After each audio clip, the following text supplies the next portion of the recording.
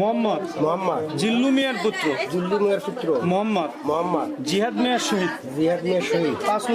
5,50,000 টাকা 50,000 টাকা দেন মহারানা দেন মহারানা ধার্য করিয়া ধার্য করিয়া তাহার মধ্যে তাহার মধ্যে নগদ নগদ স্বর্ণবাবক স্বর্ণবাবু যার বর্তমান বাজার মূল্য যার বর্তমান বাজার মূল্য 36,800 টাকা 36,800 টাকা বুঝিয়া দিয়া বুঝিয়ে দিয়ে অবশিষ্ট টাকা অবশিষ্ট টাকা বাকি রাখিয়া বাকি রাখি